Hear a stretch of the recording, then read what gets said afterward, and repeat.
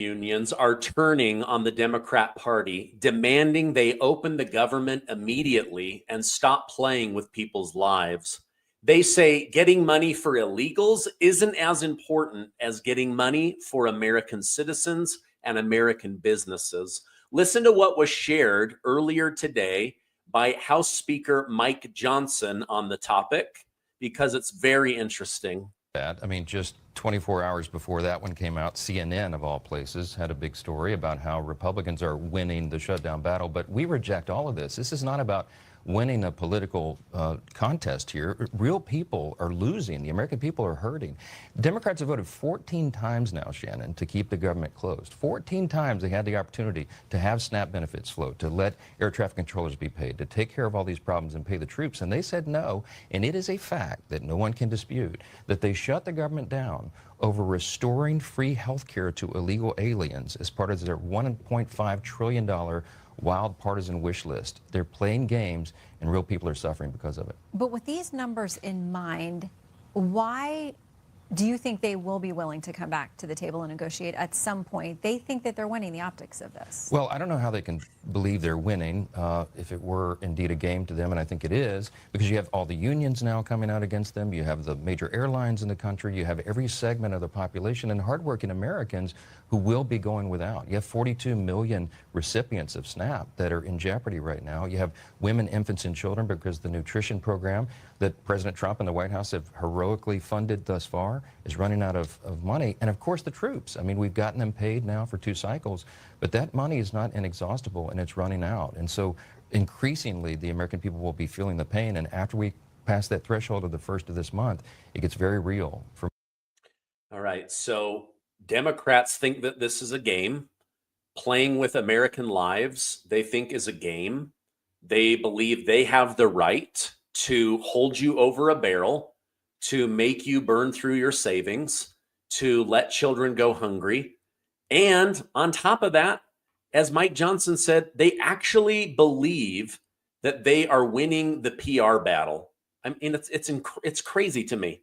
Now, the Democrat Party is literally destroying any brand that they have built over the last 100 years as they try to get away from segregation and the KKK and slavery of the South. They used to be known as the party of kindness, the party of inclusion, the anti-war party, the party of the working class. It's gotten so bad for them. Listen to this over on CNN. Democrats at this point are historically divided. It is a complete and utter mess. It is messier than a hoarder's basement. What are we talking about here? The national early poll leader, 25% plus. Normally, that's where Democrats are. Biden was at 25% plus in 2020. Hillary Clinton was in 08 and 16. Gore was in 00 and 04. At this particular point, there is no one in the Democratic race for president who's polling at 25% plus. The water is quite warm. If you're a Democrat potentially thinking about running in 2028, jump right in, because at this point, there is no front runner. What do you think? Is that because how people view the Democratic Party right now, is that contributing to this? Yeah, I think that is in large part of what's going on, is one of the reasons why there is no front runner. Nobody wants to put anybody up at the top of their ballot list, is because at this particular point, the Democratic brand is in the basement. It is total and complete garbage in the mind of the American public. The Democratic Party's net favorable rating, record lows in all 3. Wall Street Journal, 30 points underwater. CNN, 26 points underwater. Gallup, 26 points underwater. And that is being driven in large part by discontent within the Democratic base. The Democratic base wants something different. We'll ultimately end up seeing who they choose. It'll be quite the thing who ultimately gets the rose. Yeah. All right. The Democrat Party is complete and total garbage. I love how he said that. And it's true. They are not doing their brand any good. Like, if this was a group traded on the stock market, their stock would literally be dropping. Now, you guys watch me because I tell you the truth. On the same hand, you've got Donald Trump. His approval rating is very low. It's almost as low as Joe Biden. Now, it's not there yet. So a lot of people, they want this government shutdown wrapped up. They don't like the idea of Americans going hungry. They don't like the idea of people not being paid at the airport. They don't like the idea of the military not getting paid. So this is something that absolutely has to end. And I believe President Trump's approval rating will go back up. But I've seen a lot of people, they're putting out these videos. Trump is just booming. He's not. He's not. He's got to get this under control. And I believe that he will. I believe America is fine. I still believe in America. But the Democrats, they have been working him pretty hard. But in the end, they are losing the PR war. Now, Speaker Johnson held a last-minute press conference where he begged for common sense Democrats to join Republicans in reopening the government so that not only can everybody get money and loans and back to work, but so that they can now work together. It's become so obvious that Obamacare is a crisis, that the Affordable Care Act is no longer affordable.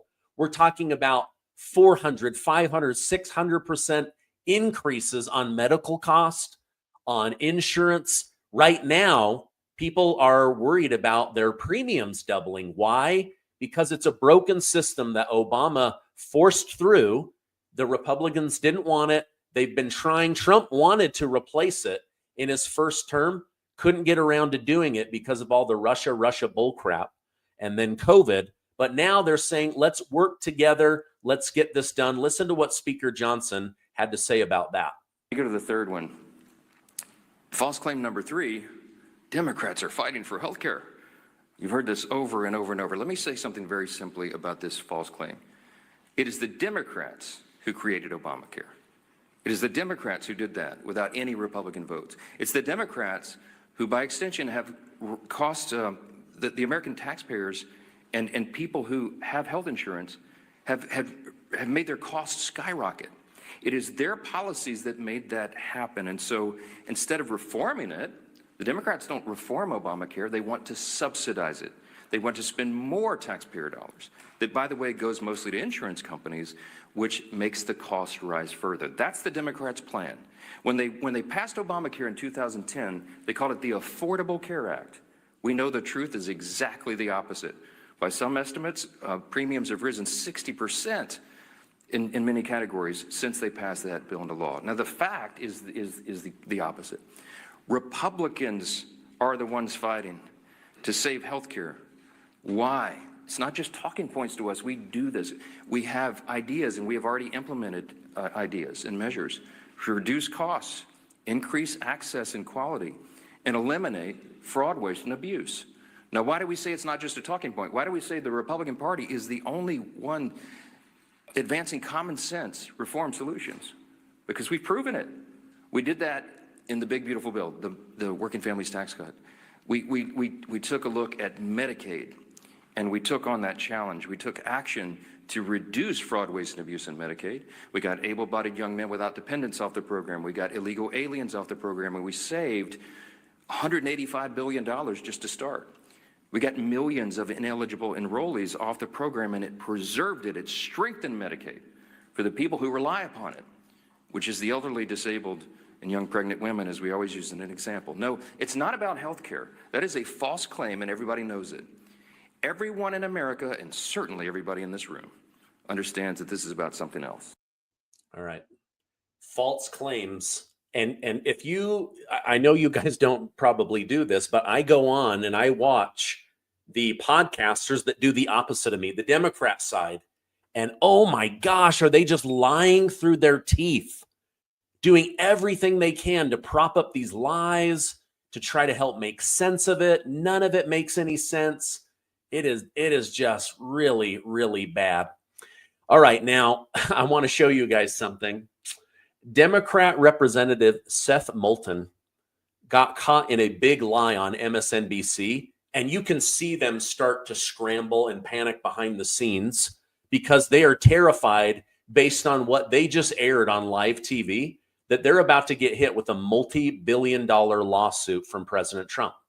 Now, I want you to watch Joe Scarborough as he tries desperately to make sense of this, to shut down and correct the lie. Let me show this to you guys now, and then we'll talk about it. But just watch how he panics. To freedom with Trump. If you are one of the people like him who took advantage of young girls with Jeffrey Epstein, then we're going to sort of make that go away. I mean, fundamentally, Speaker Johnson... We don't have evidence that he took advantage of young girls with Jeffrey Epstein. Right. Just common sense be damned. I'm not saying common sense be damned. I'm saying facts. Let's look at the facts. Is he in the Epstein files? He's obviously in the Epstein files, and the reason that fundamentally Speaker Johnson has us on vacation is because he does not want to seat the newly elected Democratic representative. Right, but you said from he Arizona. took advantage of young girls. You have absolutely no evidence of that. I think it's pretty obvious that that's what's You going on. think it's pretty here. obvious? I do. And I think it's pretty obvious to the Republican. John to the Lemire, Republican any Party. reporting on this? Well, we know that he's friends with Epstein. We know the birthday card was in there. I mean, he has not been accused of any wrongdoing. I mean, I think that's the point you're trying to make. But also, certainly here, we know that Speaker Johnson has kept the House out of session, in large part to not seat the woman, the Congresswoman-elect from Arizona, who would provide the decisive votes to release more material. So, yeah, certainly that would be, any association with further embarrassment for Trump. And but we don't know that also the book that Virginia Giuffre wrote said she never saw him around there. And I'm not doing his bidding. I'm just saying there's enough things to talk about Donald Trump without talking about. All right. So I'm seeing so many Republicans and tons of Democrats that they're just going on and spewing lies. They're trying everything they can to connect him to Jeffrey Epstein. And Joe Scarborough is like, okay, hold on. If there's no evidence, there's now been 3 lawyers connected to Epstein that say no connection to Donald Trump. You've got an Epstein victim who now is dead, probably unalived herself. She wrote an entire book and then said no connection to Donald Trump. But here you have this Congressman Moulton trying to make it sound like, yes, absolutely, he is connected.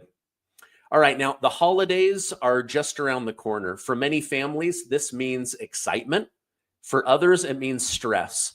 Between gifts, travel, and higher prices, it's easy to feel overwhelmed, especially if you're already relying on credit cards to cover the basics. If that debt is piling up, you're not alone.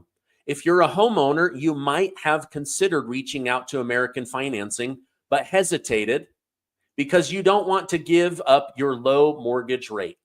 That's why American Financing created the Smart Equity Loan, a simple, smart way to get your finances back on track without giving up your low mortgage rate. Unlike a HELOC, which can fluctuate with the market, the Smart Equity Loan offers a fixed rate. So you'll have one predictable monthly payment.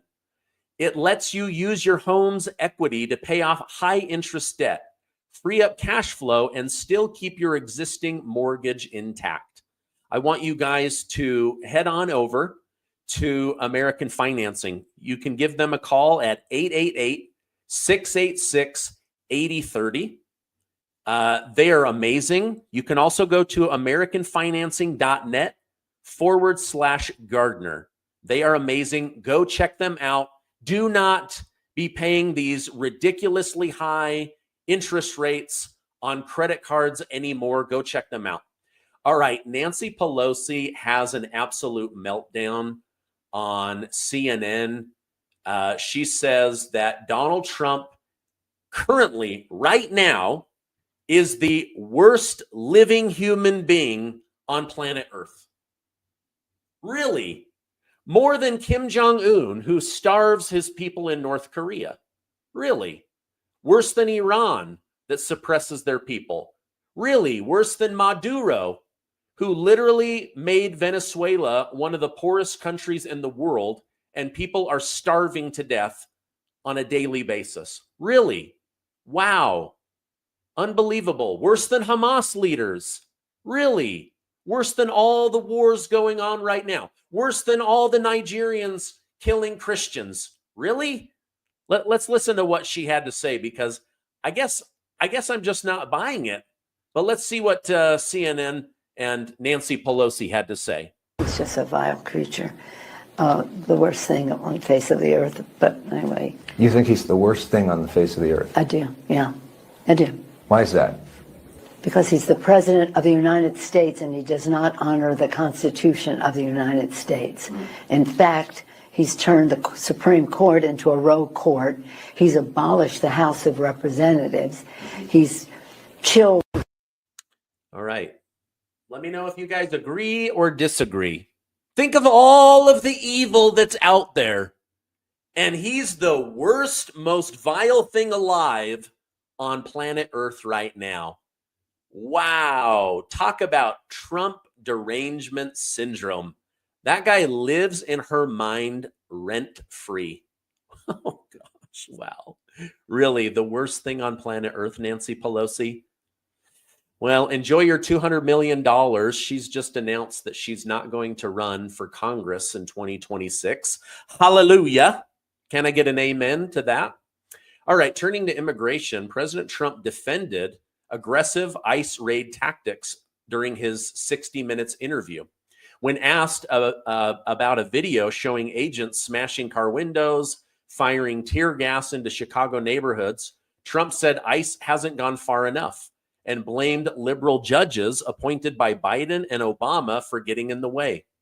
Trump said agents are going after violent offenders and criminals sent here from other countries, but also acknowledged that non-criminals like landscapers and nannies are being deported as part of a policy that anyone who entered the country illegally must leave.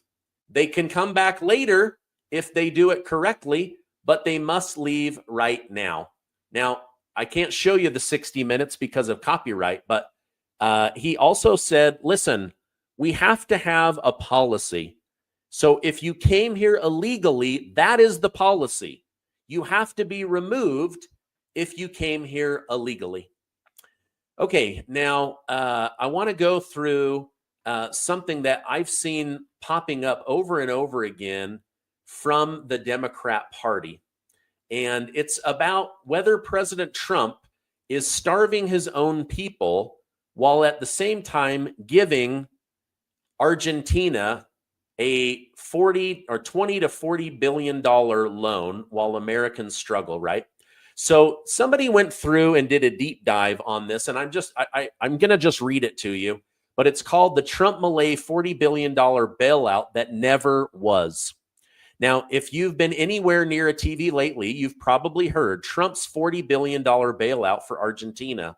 The usual suspects, Reuters, Guardian, PBS, CNN, Democracy Now!, many others couldn't resist the headline. It fits their favorite narrative, Trump throwing billions at foreign allies while ignoring Americans at home, except that's completely false. What actually happened is a currency swap and private financing arrangement, not a bailout, not free money, not a loan that never has to be paid back. The deal includes a $20 billion Federal Reserve swap line with Argentina's central bank, which is basically the U.S. lending dollars and receiving pesos of equal value as collateral, plus another $20 billion in private sector loans from international banks and sovereign funds. So a lot of this is coming from banks that want to flow through the United States so that they have some kind of promise that they are going to be paid back. No U.S. Treasury money, no taxpayer exposure, no blank check to Buenos Aires. Yet mainstream outlets are calling it a bailout, as if Trump just airdropped cash over the Pampas. Let's be clear, it's a currency swap. Argentina must repay every dollar with interest. And because the peso surged 9.7% right after President Javier Milei's midterm win, the U.S. actually made money on the transaction. When the peso strengthens, America's collateral becomes more valuable. They called it a profit, not a pity party. Even Snopes, not exactly Trump's fan club, confirmed the so-called $40 billion pledge was conditional. It is a credit swap line, not Obama dropping pallets of cash, not Biden giving $40 million of cash to the Taliban on a weekly basis. When Obama backed IMF loans to Argentina, they called it cooperation. When Trump does it, they call it reckless favoritism. This is bad journalism. Now, I'm not going to go on. You guys are smart, but I wanted to clarify that because when I first saw it, I thought, okay, wait a minute. Why are we giving them $40 billion? That seems a bit crazy to me. So I just wanted to give you guys that information.